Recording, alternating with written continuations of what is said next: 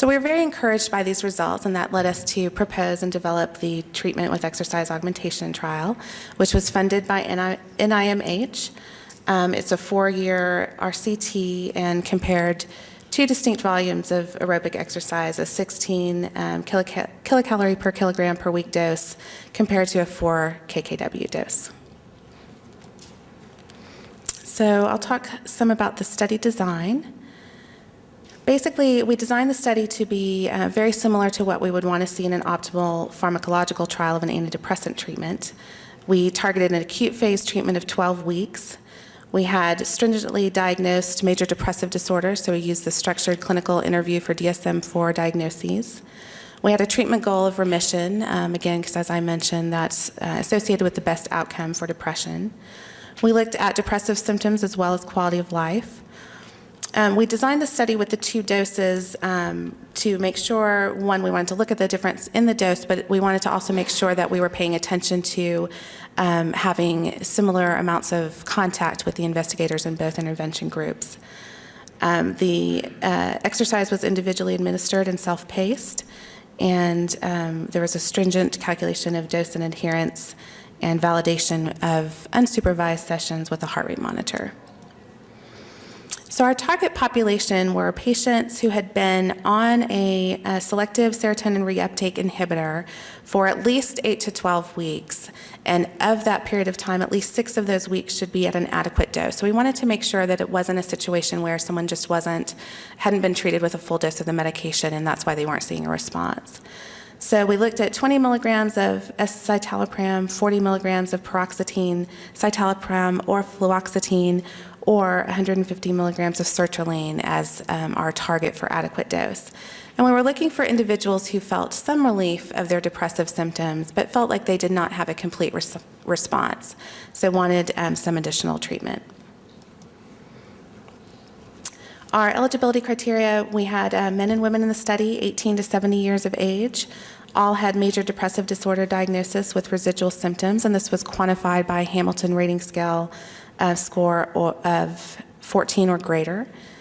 As I mentioned, they had to have the adequate dose and duration of SSRI antidepressant therapy. They also had to be physically inactive and be physically capable of exercise. We excluded folks that had treatment-resistant depression, other primary psychiatric disorders such as bipolar disorder, schizophrenia, things like that. They were also excluded if they had significant cardiovascular disease or medical disorders, or if there were abnormalities on the maximal exercise test that precluded them to exercise. So the study flow, basically we had local advertising at both around the Cooper Institute and UT Southwestern. Participants would call us and do a brief interview over the phone.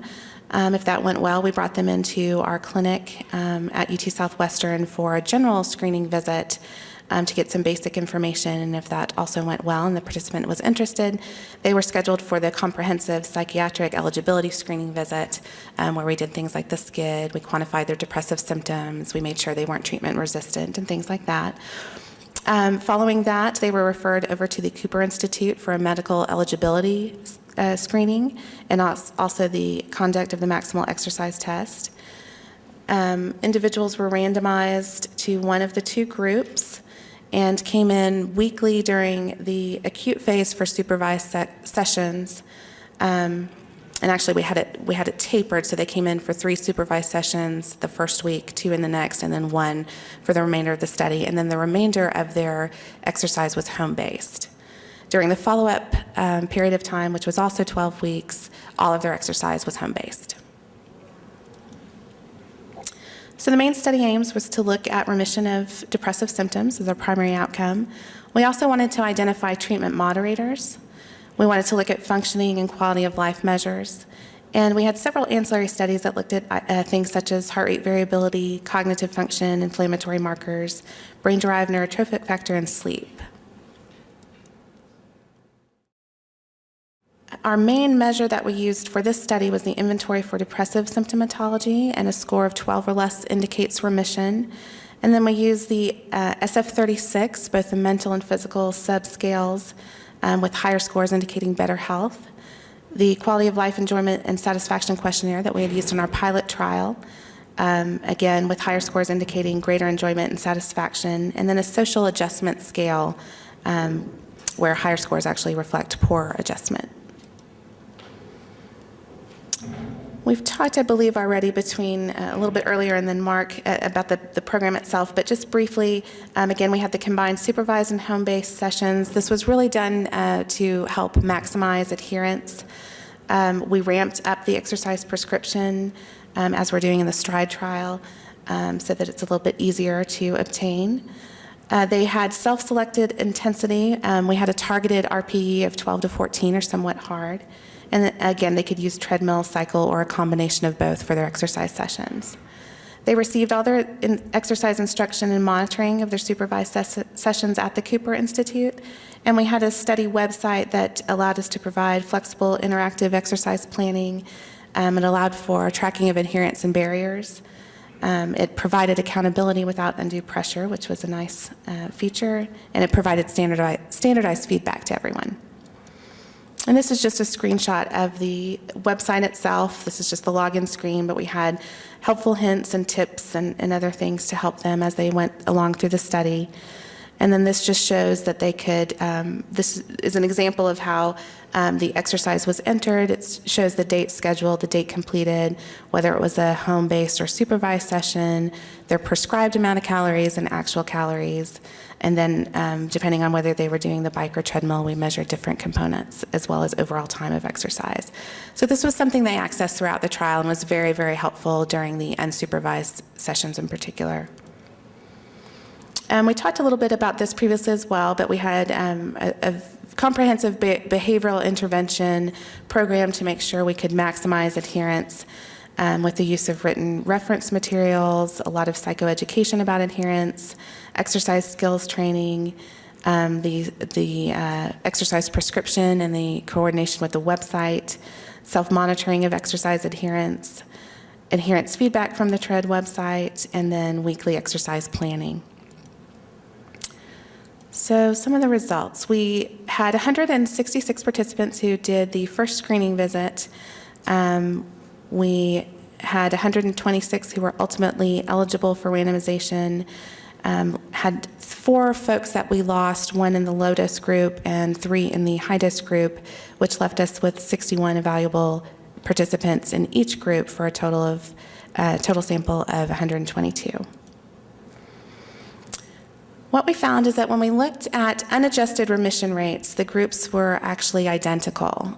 Both groups had a 29.5% remission rate, which is very similar to what we see in remission in studies with antidepressant treatments. So one of the things we wanted to do is to look at covariates and other treatment moderators that could impact outcome. And the process that we went through in order to obtain this is we started with 24 covariates that were known to be associated with depressive outcomes. These are different clinical and demographic variables. They were all evaluated for their ability to predict remission, and 8 of them were cut because they predicted at chance. So the remaining 16, we used logistic regression models to predict remission with all of the subsets of the remaining 16. And we obtained the best fitting model, which resulted in selection of the following covariates, which were used in the remainder of the analyses I'll talk about. And those are the QID scores, which is a subset of the inventory for depressive symptomatology, the SF-36 mental score, African American race, family history of mental illness, recurrent major depressive episode status, gender, and interactions of all of the above with the exercise group. And then we also looked for the moderator effects, which were present if we found a significant covariate by group by time interaction. So first, going back to the remission rates, we adjusted those with the covariates I mentioned, and when we did that, we found a trend towards significance with higher remission rates in the 16 KKW group. We looked at number needed to treat as an estimate of effect size. So basically, the number needed to treat is the number of patients that one would need to treat in order to obtain one additional remission based on the probability of remission at week 12. And our number needed to treat was 7.8. So basically, if we were looking at these folks, for every 8 people treated, 1 additional person would remit in the higher dose group. When we looked back at our variables for the moderator effects and analyses, there were two significant variables that emerged, and that was gender and family history of mental illness. So we looked at remission rates within all of those subgroups. For females, interestingly, for females with family history of mental illness, the low-dose exercise was actually associated with higher remission rates. That was 43.7% compared to only 15.5% in the higher-dose exercise group. However, for females without a family history of mental illness, the higher-dose exercise group was associated with a higher percentage of remitters at 39%. And then when we looked at males, we certainly see a much higher rate of remission in the higher dose exercise group, and this particular example is with family history of mental illness, but it looks very much the same without family history of mental illness as well.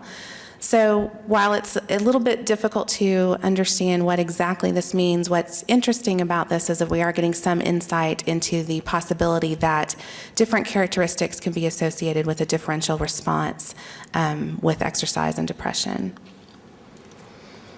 Just to give you a little bit of information on adherence, the two groups did differ, as they should, between kcals per week and duration of exercise in minutes per week, and these are median values.